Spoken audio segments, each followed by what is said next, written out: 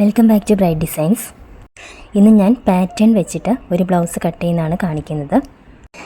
മുകൾ വശത്ത് ഫോൾഡഡ് സൈഡിലെ ബാക്ക് പോർഷൻ്റെ പാറ്റേണാണ് വെച്ചിരിക്കുന്നത്. താഴെ ഓപ്പോസിറ്റ് സൈഡിലെ ഓപ്പണിംഗ് സൈഡിലെ ഫ്രണ്ട് പോർഷൻ്റെ പാറ്റേണാണ് വെച്ചിരിക്കുന്നത്.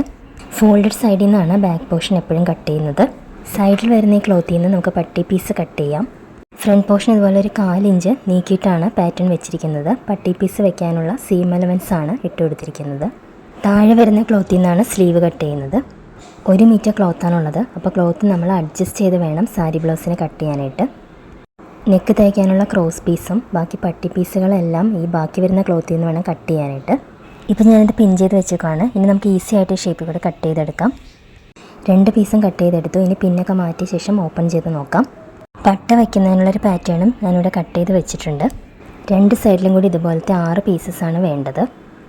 അപ്പോൾ ഇതാണ് ഫ്രണ്ട് പോർഷൻ. ഇതുപോലെ 2 ഓപ്പണിംഗ് പീസസാണ് വരുന്നത്. വിത്തൗട്ട് ലൈനിങ് ആയിട്ടാണ് സ്റ്റിച്ച് ചെയ്യുന്നത്. ബാക്ക് പോർഷൻ ഇതുപോലെയാണ് വരുന്നത്. റൗണ്ട് നെക്കാണ് കൊടുക്കുന്നത്. അപ്പോൾ ഞാൻ പാറ്റേണിൽ തന്നെ ഓൾറെഡി റൗണ്ട് നെക്ക് കട്ട് ചെയ്തിട്ടുണ്ടായിരുന്നു. സാരി ബ്ലൗസിൻ്റെ പാറ്റേൺ കട്ട് ചെയ്യുന്ന ഒരു വീഡിയോ ഞാൻ നേരത്തെ അപ്ലോഡ് ചെയ്തിട്ടുണ്ടായിരുന്നു. അപ്പോൾ ഇതുപോലെ പാറ്റേൺ കട്ട് ചെയ്ത് വെച്ചാൽ അത് വെച്ചിട്ട് നമുക്ക് ഈസി ആയിട്ട് ക്ലോത്ത് കട്ട് ചെയ്തെടുക്കാം. വീഡിയോ ഇഷ്ടമായാൽ ഒന്ന് ലൈക്ക് ചെയ്യാനും കമൻറ്റ് ചെയ്യാനും ഷെയർ ചെയ്യാനും മറക്കരുത്. നെക്സ്റ്റ് വീഡിയോയുമായിട്ട് കാണാം. Thank you for watching.